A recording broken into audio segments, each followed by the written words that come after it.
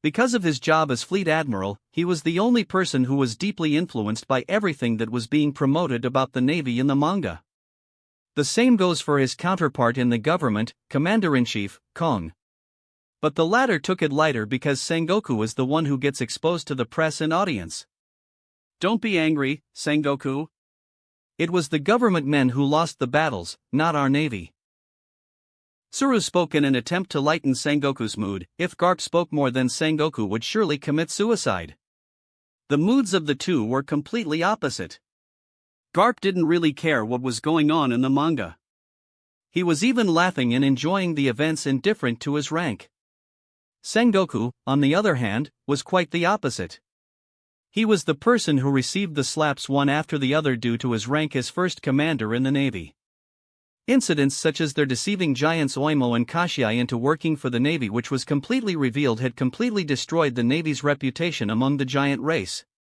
Even the giant legion of vice-admirals were looking at them with dissatisfied feelings in their eyes.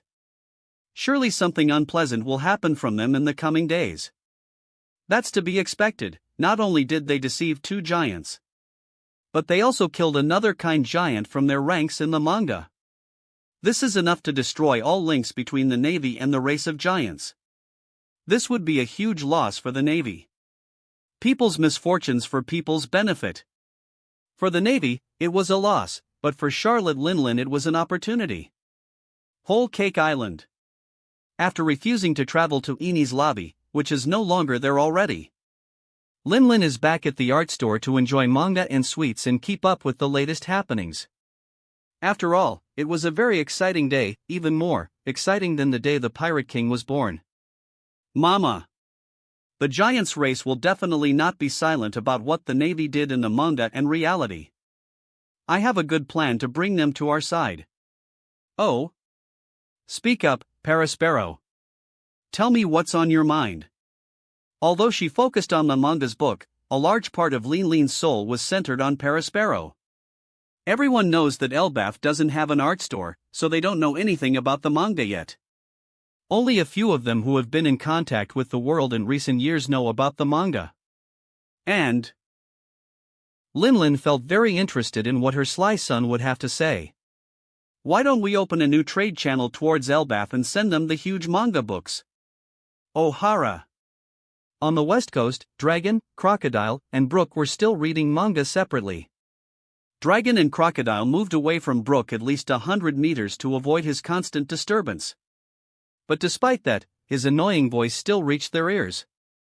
Yah-ho-ho-ho. The chapter title is, Bad News Emergency Broadcasting? I wonder what this means, Dragon-san. Crocodile-san. Just shut up. Veins appeared on Crocodile's forehead, he could not take it any longer. Yah-ho-ho-ho. The best fight ever is between Califat and Nami. Oh my god. This is art. If I had a nose I would bleed all my blood. Yah-ho-ho-ho. Frankie won against that annoying frog, Fukaru. Great. Chapter 326, Summon Buster Call Accidentally. The five elders looked at each other silently. 1 second. 2 seconds. 3 seconds. It seemed as if time had frozen at this moment as terrifying ghosts began to purge behind their backs as a result of the apparent anger. Even the sky above Marigoa was overcast as a result of their abysmal rage. They didn't get so angry even when the government flag was burned, or when Rob declared war on them. But they are now angry to a degree never seen before. And what is the reason? We have to destroy him from the face of the earth. Expelling him is not enough. I agree. I agree, too. Count me. Not only he, but his father as well. For all 5 elders to agree to kill you, you must be very lucky. But for the 5 elders to agree to kill you while you were already dead was something that transcended the measure of heavenly luck. What the heck? Did he think that the golden Den Den Mushi was the calling Den Den Mushi? After he pressed it, that means Eni's lobby is going to extinction even in the manga. To giving the golden Den Den Mushi to this idiot. Is Kuzan crazy?